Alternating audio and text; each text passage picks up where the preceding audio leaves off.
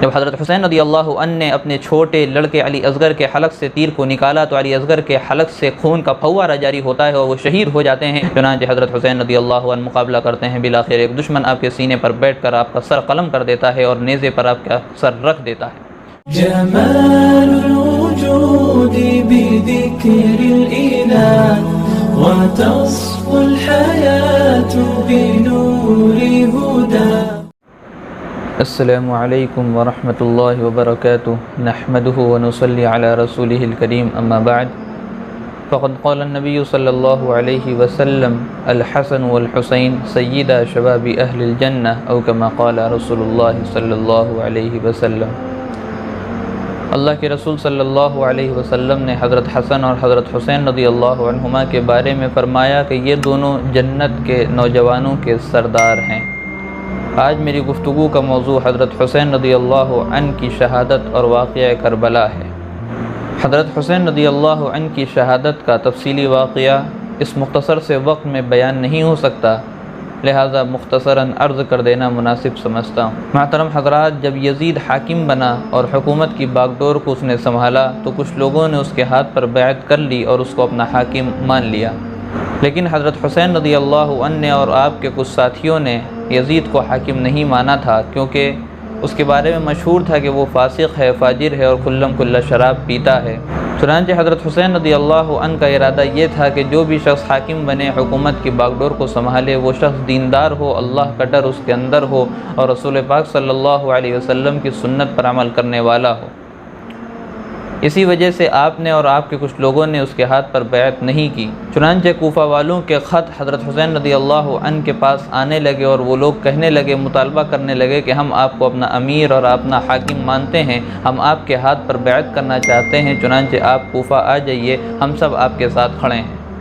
ان خطوط کا آنا تھا کہ تمام صحابہ کرام رضی اللہ عنہم اجمعین جو حضرت حسین رضی اللہ عنہ کے ساتھ تھے، عبداللہ بن عباس، عبداللہ بن مسعود رضی اللہ عنہ جیسی شخصیت، ان لوگوں نے حضرت حسین رضی اللہ عنہ کو منع کیا کہ آپ کوفہ نہ جائیے، کیونکہ وہاں کا گورنر ابن زیاد تھا جو ظالم اور جابر بادشاہ تھا۔ لیکن جب 50 سے زیادہ کوفہ والوں کے خط آ گئے تو حضرت حسین رضی اللہ عنہ نے جانے کا ارادہ کیا، تب بھی لوگ منع کر رہے تھے، لیکن آپ نے پکا ارادہ کر لیا۔ چنانچہ مشورے میں یہ بات طے ہوئی کہ آپ ہی کے خاندان کے حضرت مسلم بن عقیل رضی اللہ عنہ کو پہلے کوفہ بھیجا جائے اور وہاں کے حالات کا معائنہ کریں اور ہم لوگوں کو آ کر کے بتائیں کہ وہاں کے حالات کیسے ہیں، وہاں کے لوگ کس کی طرف مائل ہیں۔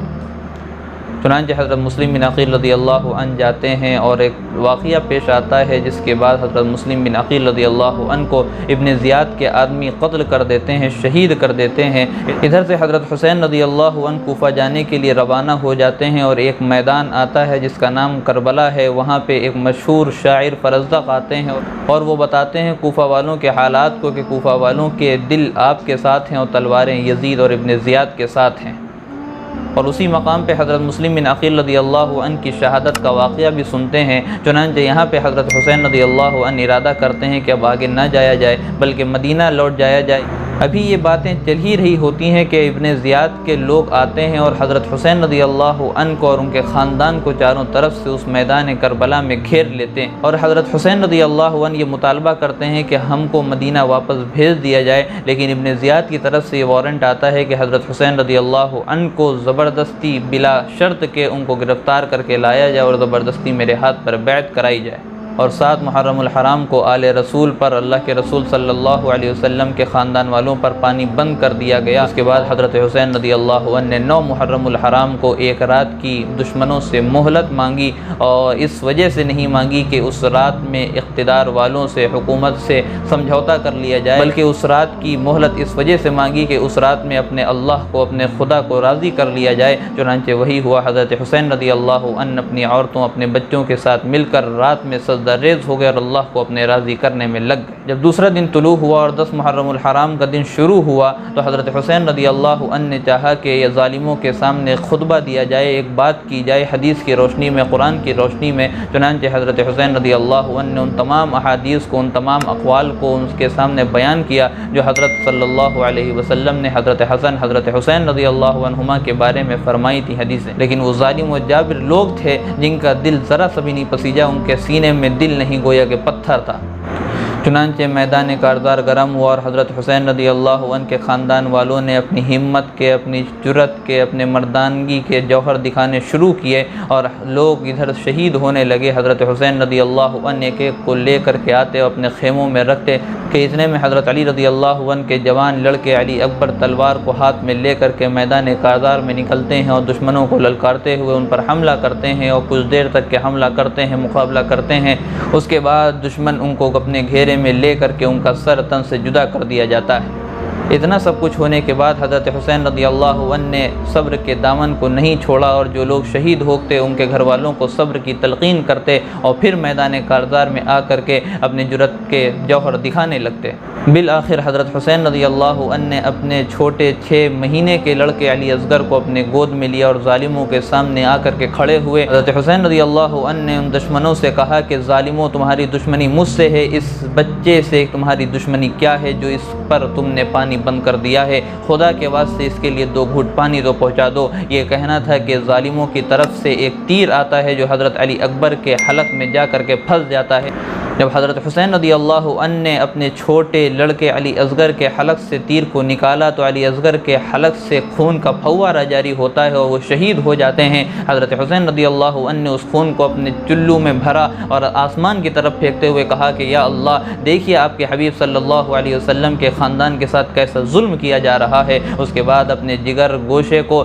زمین پر لٹاتے ہیں اور آسمان کی طرف ہاتھ اٹھاتے ہوئے کہتے ہیں اے اللہ، میری آخری قربانی اپنے حضور قبول فرما لیجیے، کیونکہ آپ جانتے تھے کہ جس نے ایک بچے کو نہیں بخشا اور اتنے ظالم لوگ ہیں ان کا دل نہیں پسیجا تو وہ ہم کو بھی نہیں چھوڑیں گے۔ چنانچہ حضرت حسین رضی اللہ عنہ مقابلہ کرتے ہیں۔ بالآخر ایک دشمن آپ کے سینے پر بیٹھ کر آپ کا سر قلم کر دیتا ہے اور نیزے پر آپ کا سر رکھ دیتا ہے۔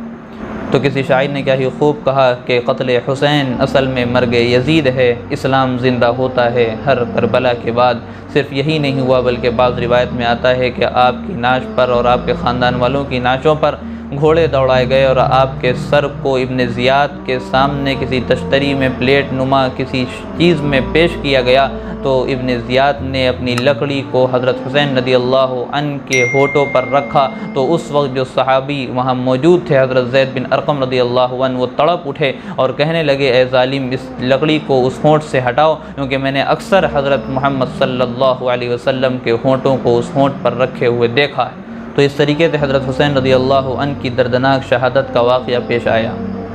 اور یہ شہادت اللہ کی طرف سے ایک انعام ہے۔ یہ شہادت وہ ہے جس کے بارے میں اللہ رب العالمین نے فرمایا وَلَا تَحْسَبَنَّ الَّذِينَ قُتِلُوا فِي سَبِيلِ اللَّهِ أَمْوَاتًا بَلْ أَحْيَاءٌ عِندَ رَبِّهِمْ يُرْزَقُونَ۔ جو لوگ اللہ کے راستے میں شہید کر دیے جائیں ان کو ہرگز جو ہے تم مردہ نہ سمجھنا، ان کو مرا ہوا نہ سمجھنا، بلکہ وہ سب کے سب زندہ ہیں اور اللہ کی طرف سے ان کو رزق پہنچایا جا رہا ہے، ان کے اوپر انعام کیا جا رہا ہے۔ یہی وہ شہادت ہے جس کے بارے میں اللہ کے رسول صلی اللہ علیہ وسلم نے فرمایا تھا کہ میرا جی یہ چاہتا ہے کہ میں اللہ کے راستے میں شہید کر دیا جاؤں اور پھر مجھے زندہ کیا جائے، پھر میں قتل کر دیا جاؤں، پھر مجھے زندہ کیا جائے اور پھر مجھے قتل کر دیا جائے۔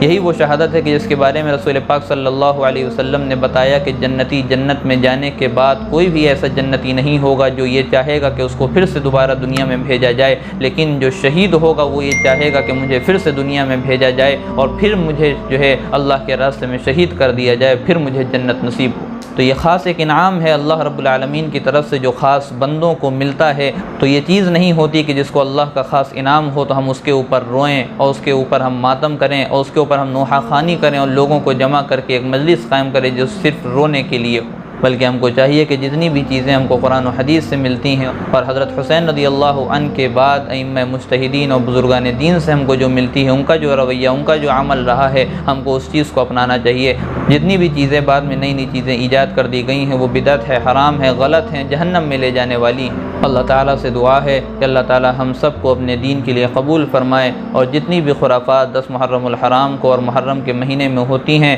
ہم سب کو ان خرافات سے، بدعات سے، رسومات سے بچائے۔ آمین وآخر دعوانا ان الحمد للہ رب العالمین۔ ویڈیو اگر اچھی لگی ہو تو لائک کریں، شیئر کریں اور چینل کو سبسکرائب کرنا نہ بھولیں، اور ساتھ ہی ساتھ بیل آئیکن کو پریس کریں تاکہ نئی ویڈیو کی نوٹیفیکیشن آپ کو ملتی رہے۔